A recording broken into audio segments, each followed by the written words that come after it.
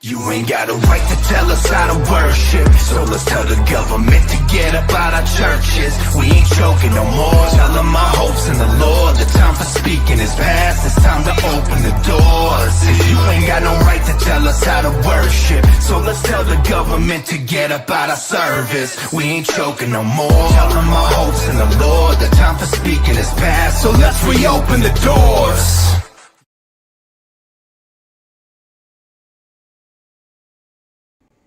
Hello, everybody. How's it going tonight? I actually don't really expect anyone to even be here. I've been totally unreliable. It's Saturday night, and you have better things to do than watch me yell at my computer screen from the basement, right? I'm here. This better be good. Thanks, man. That's great. It's not good. It's never good. I don't even know why you guys show up. You know what's funny? And this is just off the cuff, but I can repost someone's meme and it'll go through almost 13,000 pages on Facebook, something ridiculous like that. And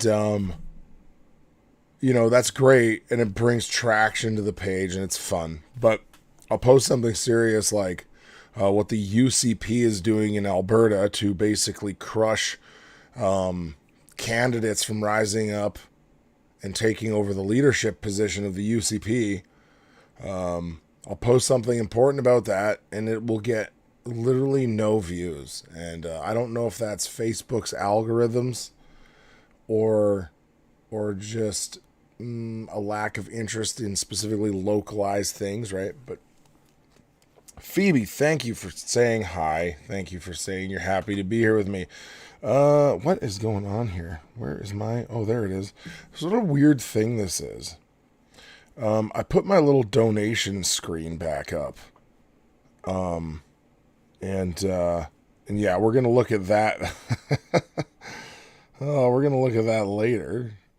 But why does it disappear? Maybe lighting it?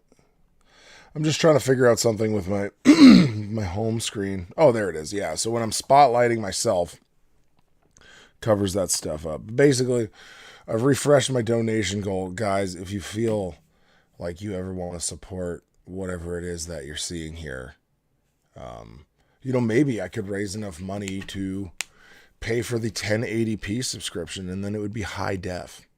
I could live stream in high def. That would be awesome. That would be the first thing that I would do, I think. If I could, I can't remember how much it is monthly, but if I could pay for that monthly for a year, wow, that'd be really awesome. But anyway, guys, there's a lot of stuff going on, and it's Saturday, not Thursday, so there's a lot to cover. But the first thing I'm going to deal with is actually what my friend Cliff posted on the Stuff Kenny Said page. And that's not it. It's this one instead. So we're just looking through his Facebook page. But two things. So do you understand what's going on in Canada or in Alberta with the UCP leadership race? I've heard it from them. We're going to look at Drew Barnes here, who was removed from the UCP. Last year? And we're just going to hear what he has to say on the subject of how much they've made it so that you can run as leader. It cost $175,000. Not all of that is upfront, but it needs to be raised very fast once you commit by giving the initial amount, which I believe is 100,000 of that, something like that. Then you have to raise the other 75 or whatever it is very quickly after that. So he's going to just give us a little 40-second his 40-second thoughts on the issue, and I'll rewind it here. I have heard it from members that again they feel the UCP executive did not listen to the membership at large. It smacks of yet another thinly veiled attempt by the party's establishment to stack the deck in favor of the same old insiders. It reopens the door to big money in politics, a door that most Albertans want closed and permanently locked. Worst of all, it gives the NDP yet another avenue to attack Conservatives in the general election race set for next spring. That, by the way, the NDP is already winning. So that is the context of what he's talking about. He says here, look, oh, get out of there. He says, let me be blunt, requiring at least $175,000 in entry fees is completely out of step with every previous UCP, Wildrose, and PC leadership contest over the past 30 years. It reopens the door to big money in politics, a door that most Albertans want closed and locked.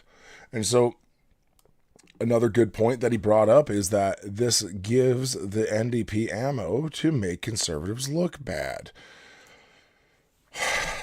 And honestly, if the NDP were in right now, and if you're American listening to this, for reference, the NDP is like the squad of the Democrats, but it's an entire party of the squad. So, as I've said before, if the NDP were in office right now, if they were the government, I feel like they would have been being opposed much harder than the UCP was. So another just generic UCP milquetoast conservative globalist government is not going to cut it anyway. So we can't have that happening in this province. And that's what this is talking about. So so why I guess the issue is, why is it $175,000? Well, there have been people talking behind the scenes and trying to figure out why that would be. And basically, Cliff came up with this, and I don't know if you'll be able to, yeah, that's really small for you guys, but I'll read it. And it says this: the UCP strategy is to thin out fundraising options for non-UCP candidates, eliminating them from the ballot before they can complete their fundraising fees. Sorry, what I meant to say is this is like an infographic made by Cliff at Stuff Kenny Said. By the way, go like that page. It's not just about Jason Kenney. He uses it as an Alberta, kind of like an Alberta Facebook posting page where he makes infographics like this all the time. Anyway, by adding so many of their choices that communities are spoiled for choice. That's how this is going to do what it says they're going to do. Community groups, like-minded individuals and families who don't work together toward a unified fundraising goal for one independent or underdog candidate will have spent their money on too many different candidates.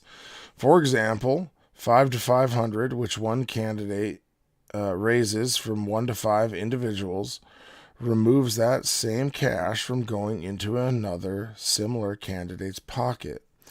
All of the independent underdog candidates need to meet and come up with a plan for cooperation ASAP. So that's obviously his opinion. I would agree with that. That's the point. All these underdogs, and if you don't know what's going on in the Alberta leadership race, or the UCP leadership race, there's 10 candidates right now, something like that. It might be even more. And so basically, all the money that they need to raise from their supporters is just going to be spread too thin. So anyway, Cliff goes on. This is the time for unity, not opportunism or, vainglorious dreams of becoming Alberta's savior. We've had that since 2019. Some people need to drop out and push funds toward one specific candidate that they all support, but that candidate needs to have a proven track record and history. UCP MLAs who are not part of Kenny's Inner Circle or Sky Palace crew, and whom the party has pinky promised a fair shot. You need to understand you're being used. The party will pressure non-inner circle candidates to drop out and push funds and potential votes to their chosen one, probably Taze, who is kind of like Jason Kenney's right-hand man. I mean, I don't know. He's got a couple of those, I guess. But Travis Taze, I think his name is, he would be very close to Jason Kenney. So that's definitely who the UCP inner circle people would want to take that leadership spot. And then he goes on, this is the last chance for UCP MLAs to put some iron in their spine to resist elitism and to serve their constituents.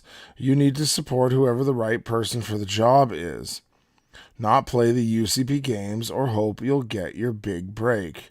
Don't let flattery and social bribery distract or blind you from reality. So I think that is a pretty... Oh yeah, it's pronounced twos.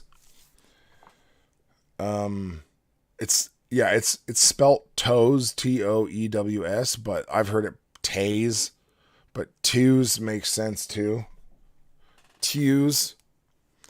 Anyway, I'm not going to get hung up on the pronunciation of his name. You've heard how I pronounce other things, right? So it is what it is. Anyway, guys, that is, where is that one? Let's check that one out. Ooh, and we're going to close that one.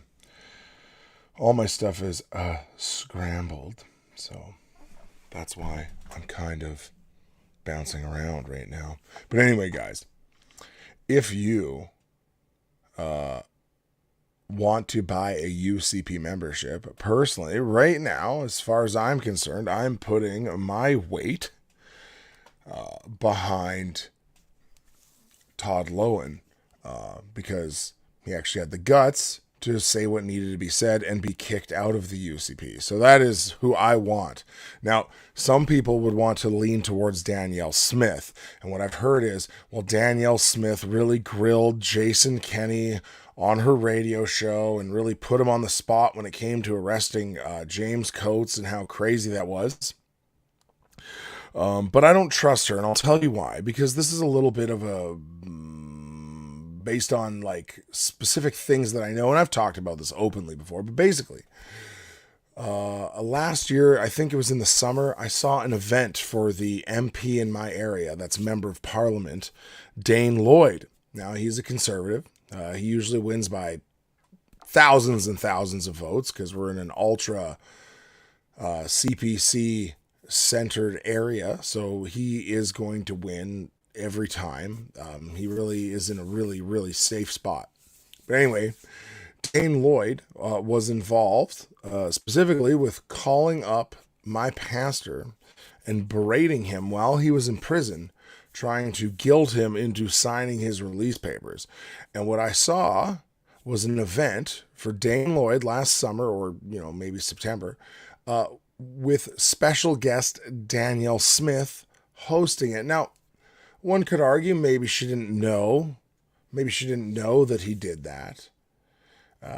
But it would be hard to believe, in my opinion, that if she's putting her full endorsement behind Dane to go support him at a dinner, then she probably knows what he's about and what his thoughts are on very specific issues.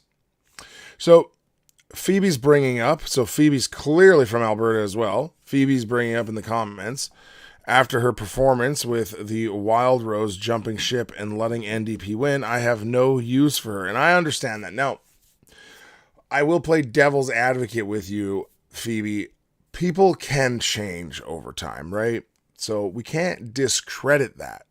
But I don't like that there's still some ambiguity there. I don't trust it. I don't trust her.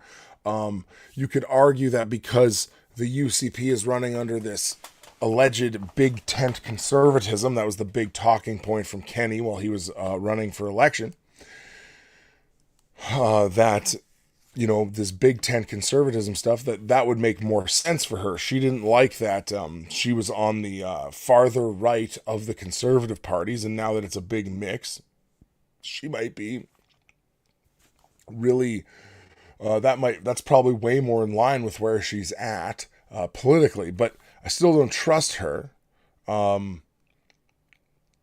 We need to have someone in there who we know is willing to oppose the narrative, oppose the system. And quite frankly, I really don't believe that she's up for that job. I just don't trust her. You know, there's other candidates like Brian Jean who lost his leadership spot in the merger between the Wild Rose and the Progressive Conservative Party. And I really, you know, I'm not really sure what I believe about him either. You know, do I think he would have been better than Jason Kenney at this point? I will never know for sure, but I lean that way. I don't have tons to base that on. But anyway, I'm gonna move on to more international, broader national topics, and of course we're talking about the old C-19 again, because we can't escape it. They still have to talk about it. That is not the one. I will cycle through these articles. Nope. Okay, so guys. In the U.S., children as young as 6 months are going to be eligible for the cookie shots in the U.S.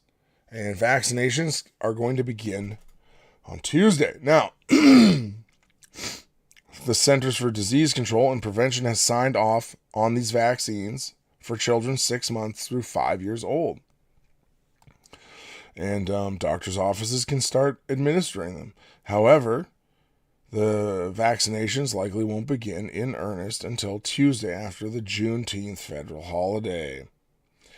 The Centers for Disease Control and Prevention on Saturday backed Pfizer's and Moderna's C-19 shots for children as young as 6 months, with vaccinations expected to begin after this holiday. So I just repeated that. My bad.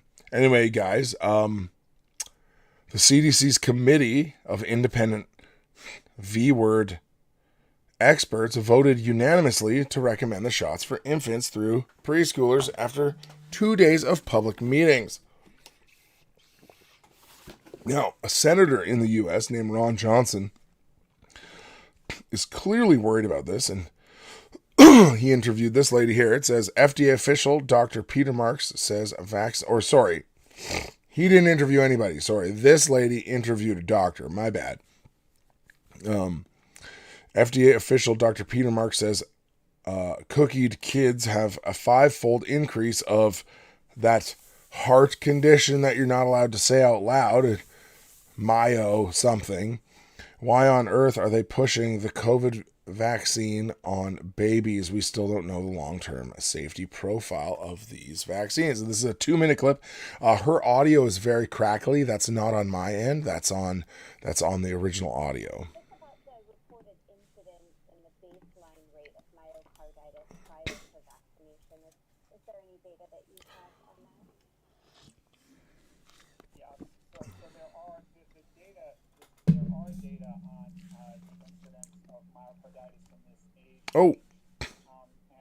Oh. Sorry, I'm on the wrong article still. If someone could comment really quick, did you guys hear the start of that video? I noticed that sometimes, if I'm not playing the video, it like if it's not on the screen, the sound won't be there. So let me know if you could hear the start of the video.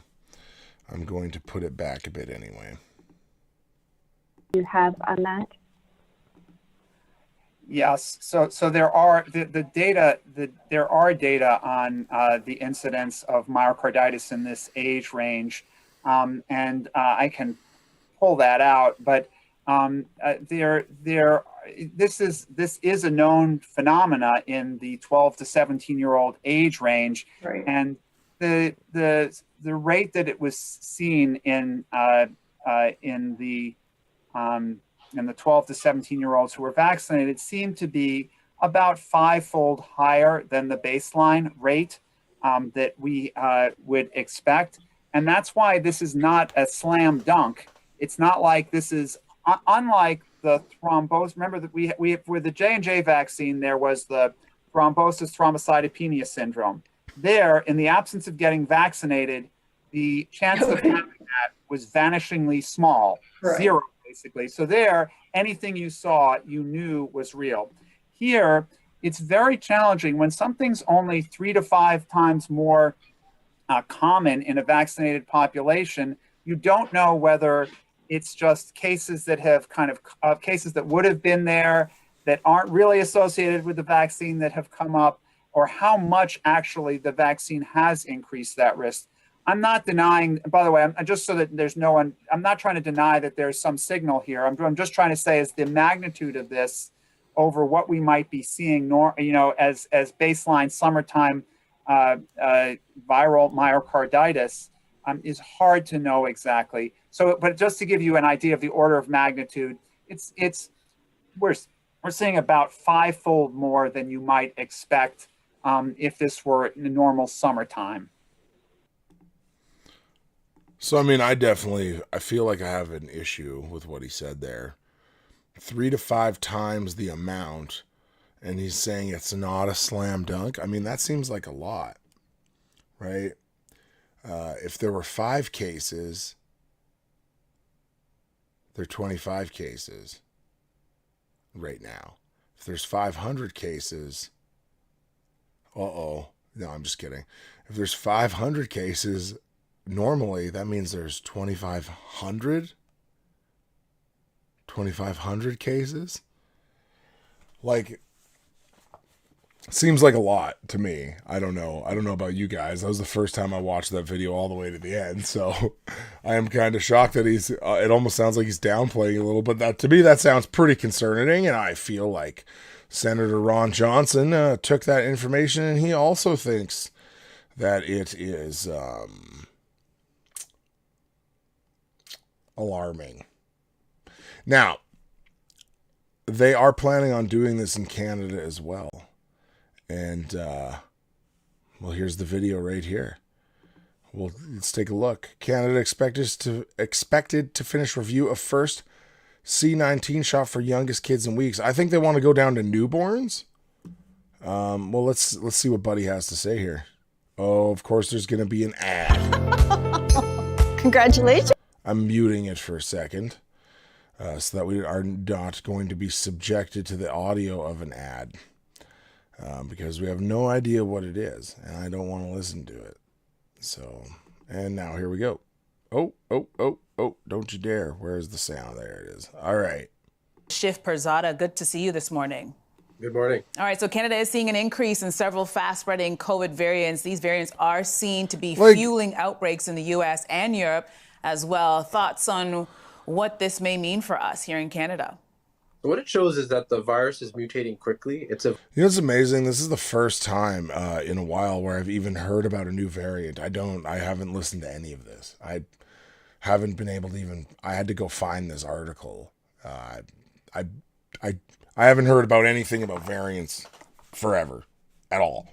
Evolving to beat our immunity and our vaccines. And it looks like we're going to be in a world where we have waves every 2 to 3 months. We had a nice break in the last month. A friend of mine managed to sneak in a wedding where no one got sick. So I hope people enjoyed it. The crazy thing is that immunity from previous infection, even if you got Omicron in January wave or in the last month, it may not protect you from this variant because it's different enough that your immunity won't be strong enough for it. And we're seeing, like, you look at countries like Portugal, which got the... Hold on, let me see what he just said there. I gotta hear this. Variant because it's different enough that your immunity won't be strong enough for it. I hope people enjoyed it. The crazy thing is that immunity from previous infection, even if you got Omicron in January wave or in the last month, it may not protect you from this variant because it's different enough that your immunity won't be strong enough. Oh, okay, but what will is that same shot that's for the original C19 from 2 years ago. That'll be better. This guy's literally trying to tell you that that it mutates to the point where you don't have any natural immunity to it. That's literally what he wants to tell you. Come on, man. Who believes this? Like, for it. And we're seeing, like, you look at countries like Portugal, which got the BA.5 variant in the last 2 weeks. That's one of the highest vaccination rates in the world, and you're seeing a spike in hospitalizations there. So that could be a warning for us. Hopefully summer weather. First of all, I just want to say hello to Shari K. York. Are you new? I've never seen you comment before, so thank you for doing that. I appreciate that a lot. Guys, I just want to take a minute. Actually, I need to thank my wife. She got me the 30-ounce Milwaukee Pack-Out tumbler. It clicks into the Pack-Out boxes, and if you don't know what that means, I'm not going to explain it, but basically, it's just compatible with my toolbox, so it literally locks into the lid and it doesn't tip over. I went and tried it out in the garage today. It was pretty awesome. Gonna lock myself in the house again. Yeah, well, Josh is saying he's gonna lock himself in the house again, and I mean, hopefully he comes out with some serious music if he's locking himself in his house. We can all hope for that. Oh, and he says, Milwaukee all day, baby. Yeah, I mean, it's funny. Starting my new career as a construction worker, and I always did construction, but it was very different. I really like my tools now. It's like a thing. It just is. I can't help it. I turned into that guy. I turned into Tim Taylor. Complete with blowing home projects and everything. It's wild. That's why I don't attempt them. Anyway, guys, I just want to point out, I never did this at the start. Please follow me on Instagram at Bro Here's the Thing, and Twitter at Devastator48. Also, I don't know how to say this because it sounds shilly, and I hate that. But basically, if you go to the description of this video, you will... Power Tools, yeah, you guys are hilarious. If you guys go to the link in the description, it'll take you to a Streamlabs link, and you can send me donations on PayPal. And the reason I bring that up, again, is because I didn't forever. But the purpose is that a secondary income done by doing this is pretty awesome for me. Also, I would just say that...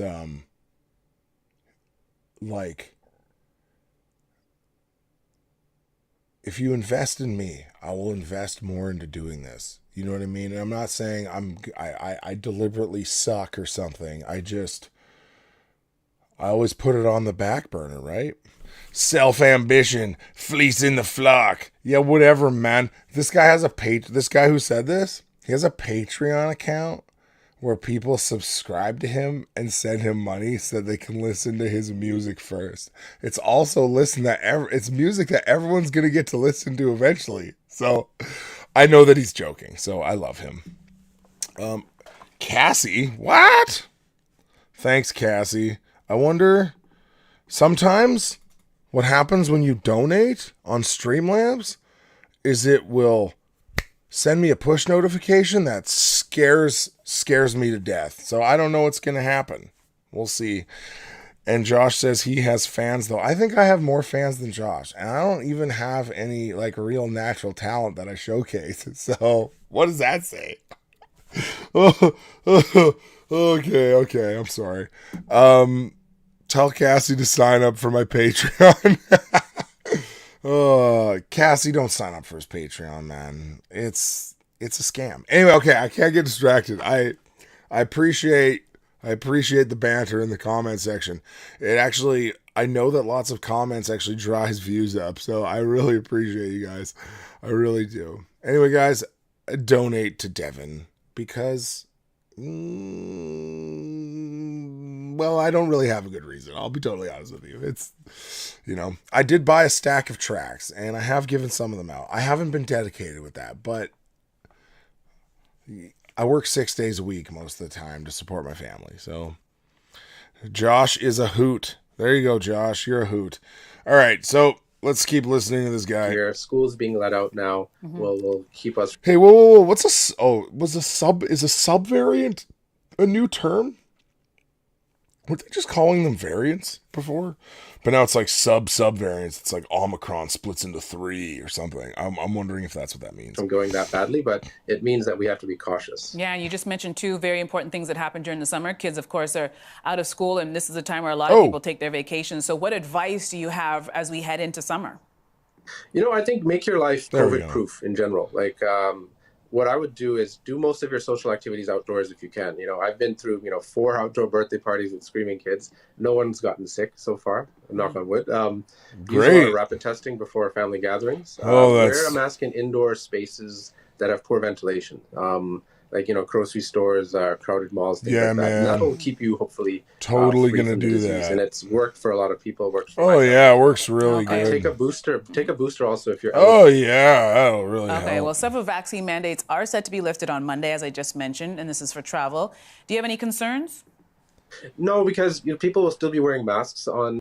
Anyway, you get it. It's pathetic. But anyway, they're going to start vaccinating babies in Canada, and it's, okay, sorry. So it's it's not newborns, it's children between 6 months and 5 years old. We anticipate a decision in the coming, I would say, week or so. I can't give you precise dates. That is going to happen in Canada. That is going to happen. So now, the last thing that I want to talk about before I get into anything, Josh says that he was sick. He was sick when he watched that, and I agree. It makes you wanna puke. So full disclosure, my kids have no shots coursing through their veins. None, not for anything. And I think 2 of them have had 1 ear infection apiece ever. I don't know. The little one, he hasn't been around long enough, really. He might get 1 eventually, I'm sure. But yeah, they basically barely get sick. It's an amazing thing. Anecdotal, sure, but do what you want. Anyway, do what you want with your own kids, I guess. We're going to move on. So the last thing that I have to show you is this. And when I say this is not tied to it directly, but it kind of is. Sorry, this is the last thing that I have a page to look at with you guys. So Rebel News reports on this.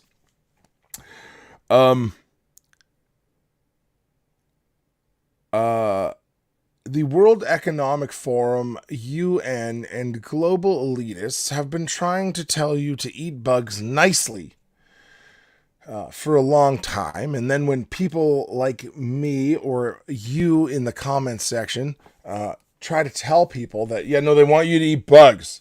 They're getting rid of beef because it's delicious and amazing and makes you grow testosterone if you're male.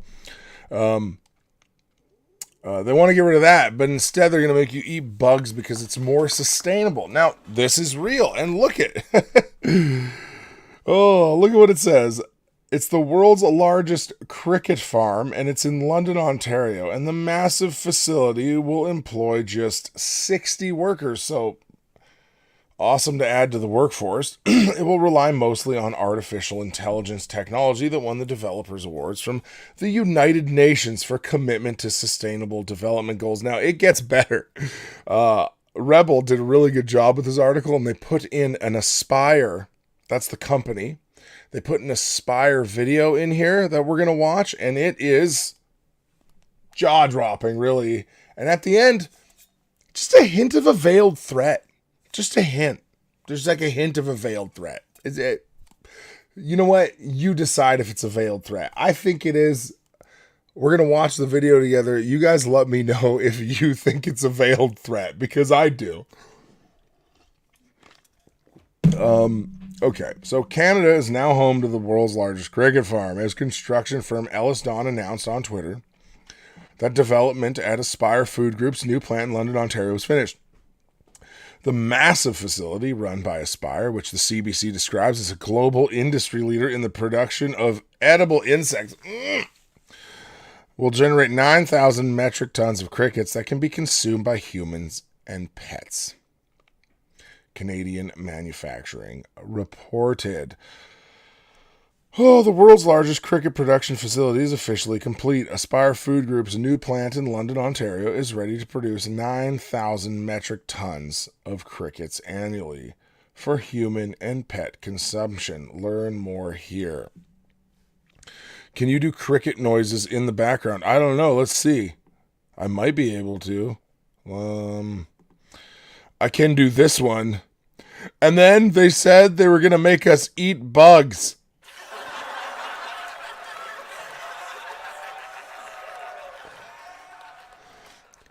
And then I told them everyone wants to eat sustainable insects.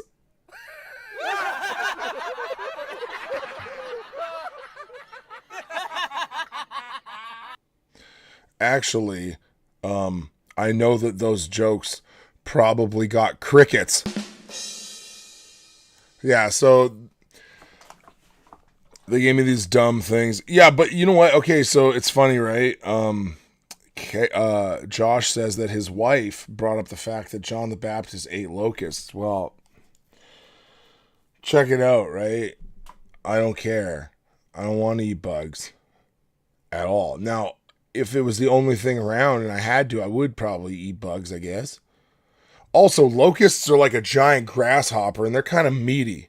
You know, like they're like a big old chicken wing kind of grasshopper thing. So I don't know, maybe that's different, you know. Anyway, the point is I'm not eating crickets, I'm eating cows. So, and honestly, this stuff needs to be resisted. Like, this isn't even like a joke for me.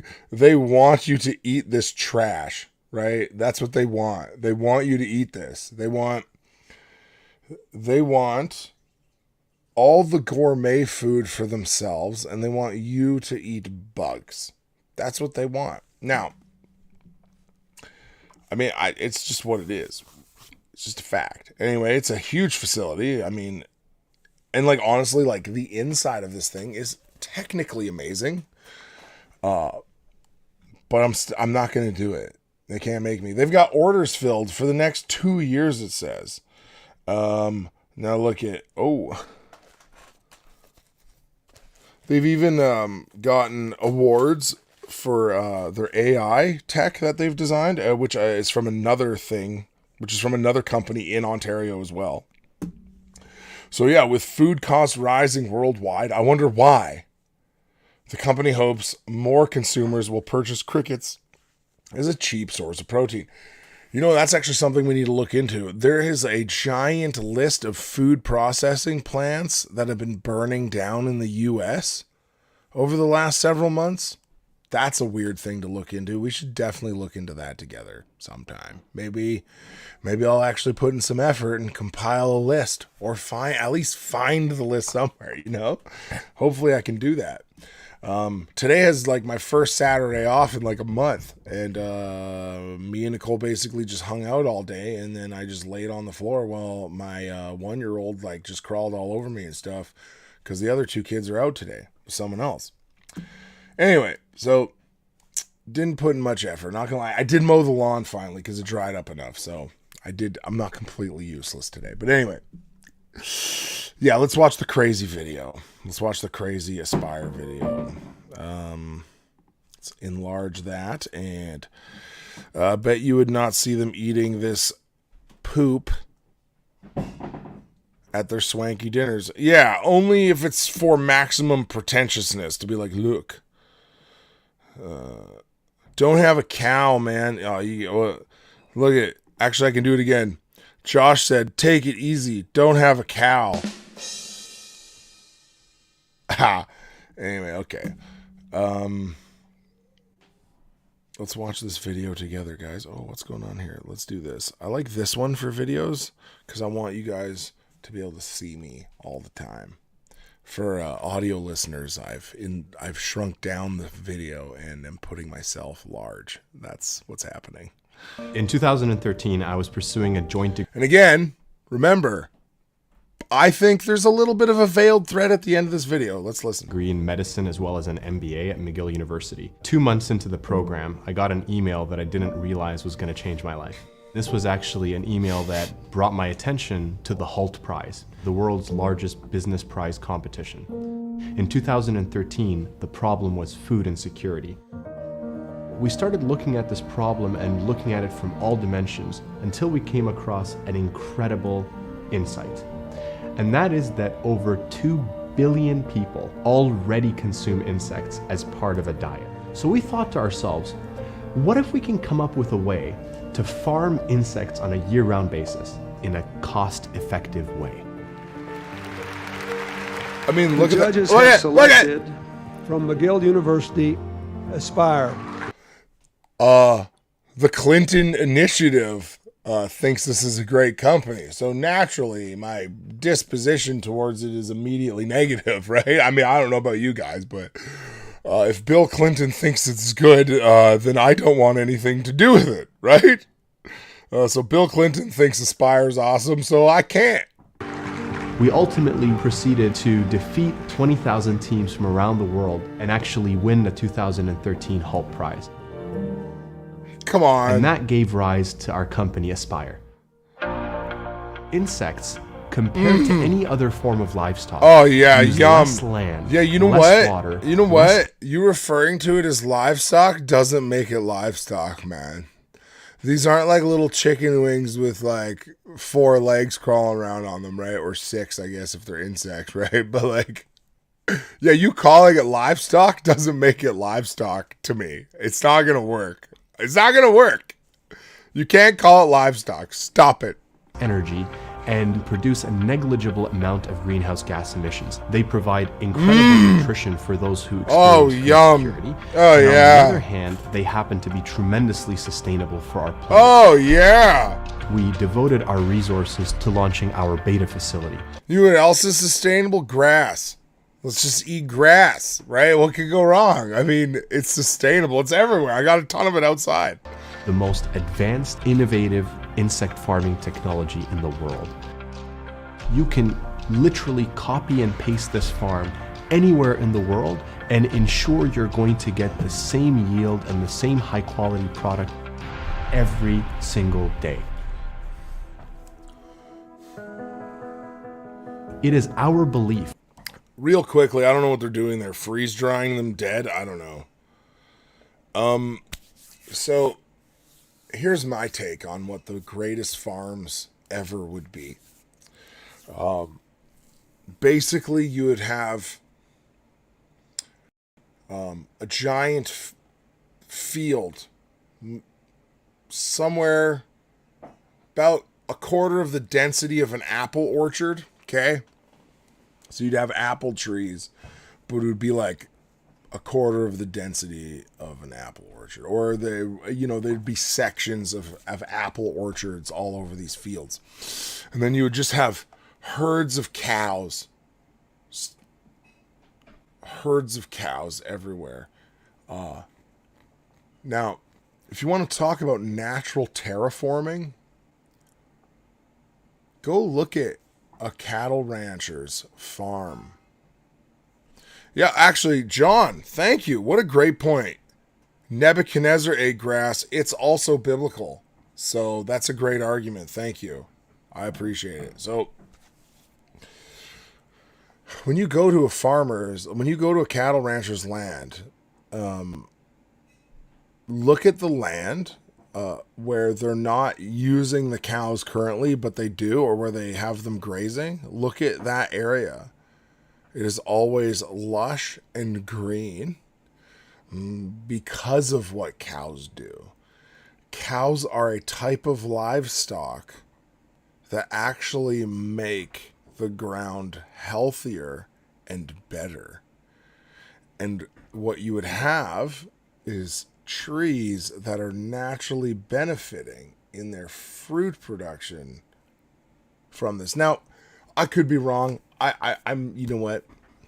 I'm not an appleologist or anything, so maybe I'm wrong about apples being in that close proximity. But basically, my point is with apple trees is that they help retain soil because it's a tree that's deep rooted.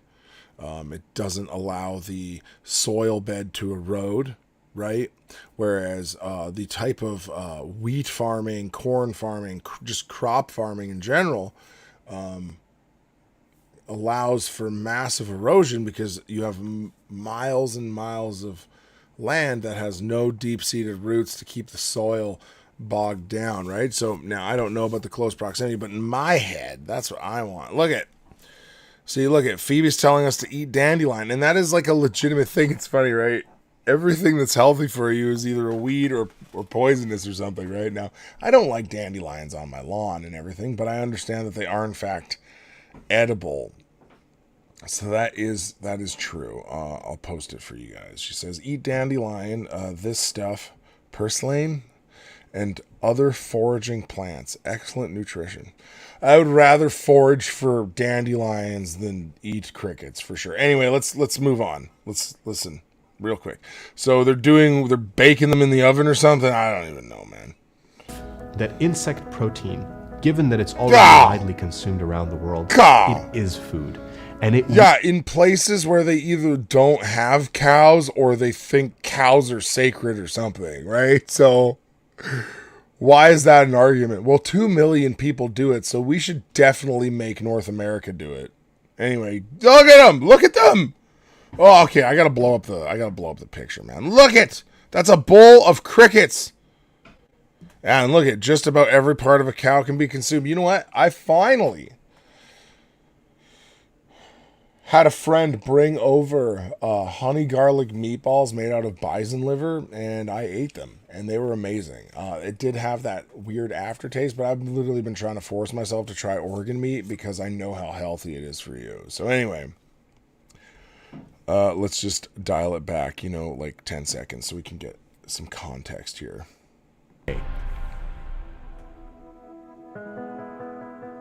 It is our belief that insect protein, given that it's already widely consumed around Come on, man! is food.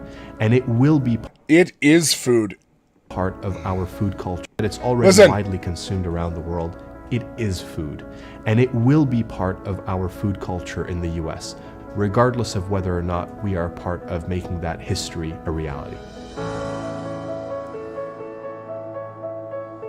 So check it out. It's going to happen. You are going to eat bugs whether you like it or not. Veiled threat? Kind of. He's basically saying it's inevitable. So, Muhammad, I think his name is, he's like, well, I'm getting on board because either way it's happening, whether we like it or not. That's basically what he said. Yeah, a lot of people eat them around the world. I want to, this is my point. I understand that that's true. I understand that a lot of people eat them around the world. I don't care. And you said the same thing. I mean, I ain't going to eat them, but lots of people do. Go to McDonald's and order Cricket Burger. Honestly, if they, check it out, right? So, if they start selling, bug meat sandwiches at fast food places, that might actually help me lose weight and save money because there's not even a chance I'm eating a cheeseburger from McDonald's that's grilled on the same grill as a Cricket Burger. It's over for me. It's done. I'm over it. Doug Thiessen thinks it's a veiled threat as well. So, there's that.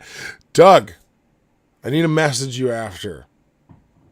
Because there was something you asked me to do a while ago and I forgot. Now, and this brings me to another issue. Well, that's what I'm saying, Josh. That's literally what I said. You know what Josh says?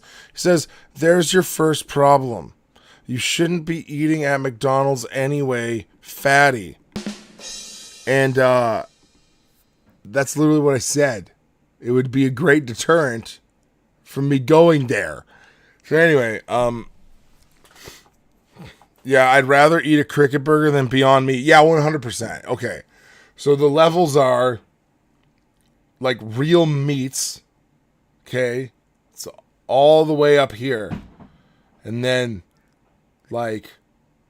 grass. And then crickets, which is really low. And then Beyond Meat is below, it's below the desk. There is no, I am not doing that. So Phoebe, thankfully, I think they kill the crickets first. She's saying I'm not eating something that's moving. I agree. I'm pretty sure they're already dead in most cases. Like, because you got to, like, press them into a patty shape, right? So it's going to be like, anyway. Okay. So, I am going to cover something biblical, and you know what? I know Josh is probably going to like this topic because I also talked to Cliff about it, and it made me chuckle. So, and I've talked about this before, I'm sure, but I just want to deal with some criticisms or some of the other interpretive views that you'll see come up dealing with eschatological issues. And so, my position would argue for his literal, historical, grammatical view of the entire Bible. That is our hermeneutic for interpreting the Bible. That's basically the hermeneutic of the Protestant Reformation. But there are places where the hermeneutic changes. And I disagree with that. And so, it's funny because this actually came up.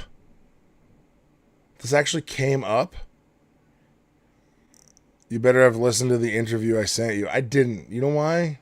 Because I don't want to. No, I'm just kidding. I'll listen to it, Josh. Anyway.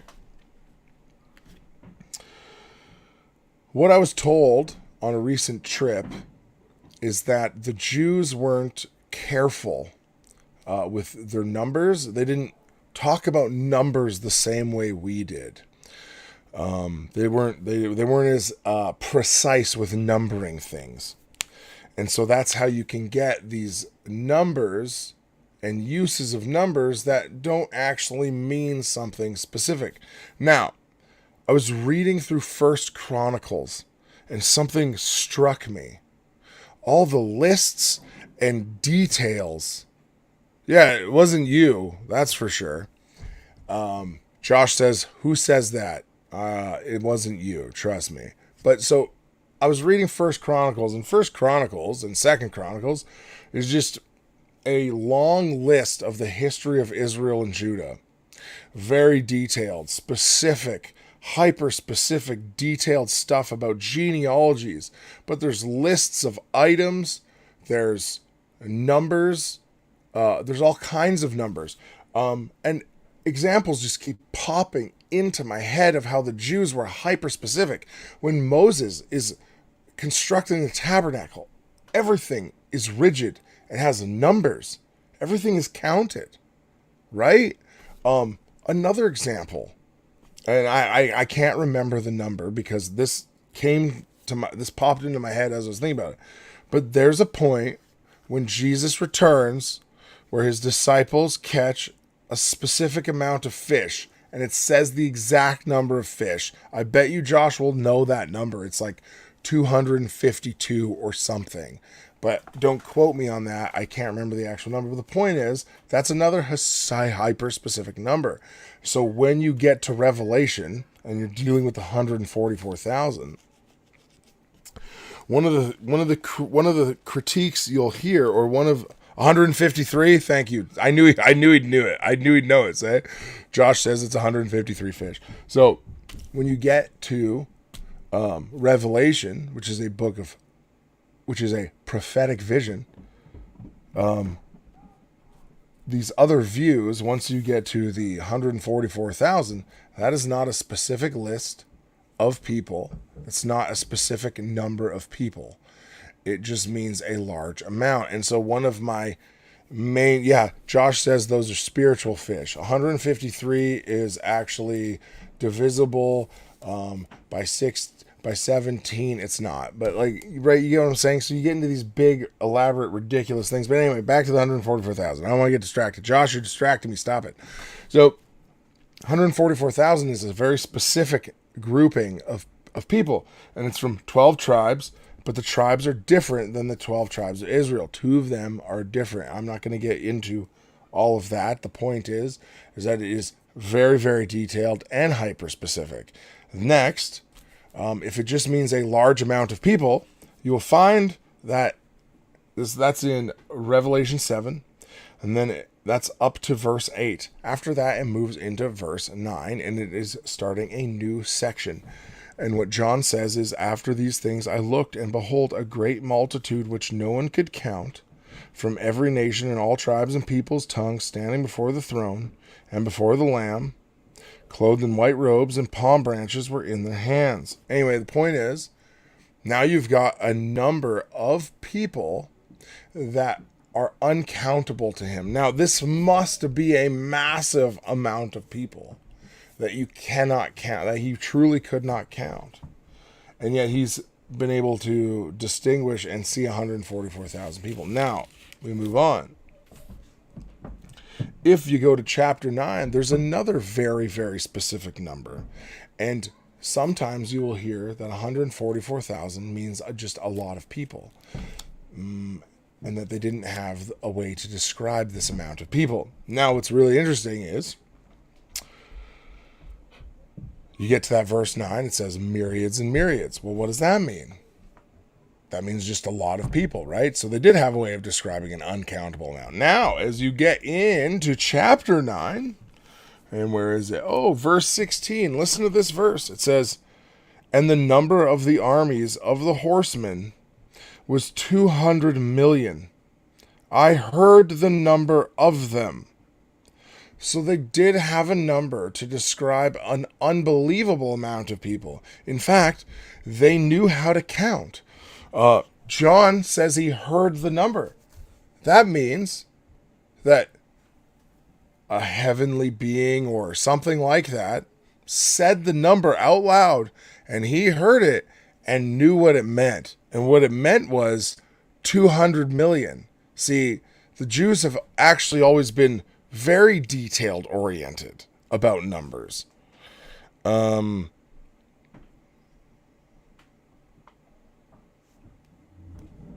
my goodness. How are the 144,000 the church and on earth when right after it references the church in heaven? So that is a different issue, and I agree with you. Now, and then what do you got here? Speaking of not having a way of describing things, I don't have a way to describe the stupidity of these positions. I believe you meant the there, right? Anyway, it's not good. And so this comes from a very literal, usually the men that teach these views of Revelation are very, very good on other issues.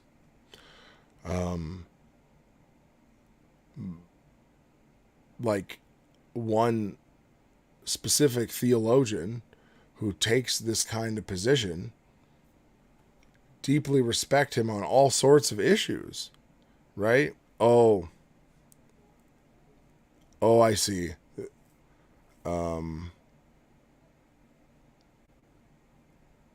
No, yeah, it's all good, Josh. Don't worry about it. It's fine. People can read the comments. Anyway, sorry. So I have massive respect for people that take these views, and I don't want to insult them and call it stupid. I feel like they're inconsistent on this subject. And so next week, what I want to do, when I'm going through anything biblical, is actually take a look at 2 Thessalonians and take another section of that and look at how they also would make that not literal and not talking about a literal man of lawlessness, even though what I believe is clear is that 2 Thessalonians, Paul is writing it to an audience that believes that they missed being gathered together by Jesus. They believe they've missed it because of the persecution they're in. And then he describes what must take place. And so if you're seeing these things, you haven't missed it. And so what is being described there is a pre-tribulation rapture, in my opinion. And actually, Josh, I know you're still being sassy, but I think you nail it here. They're good when they utilize the hermeneutic they argue against on those issues. For the most, usually, they have the same hermeneutic as us, but they change it. Anyway, guys, I hope that doesn't go over anyone's heads. If you have questions, private message me. Again, thank you if you donated. I really appreciate the help. We also have a new baby coming, and so I'm taking a week off work. We have money saved up. We have money coming. I'm trying to sell my motorcycle, which will fill our bank account way up. But yeah, if you want to help out, I would really appreciate it. And guys, have a great night. Thanks a lot.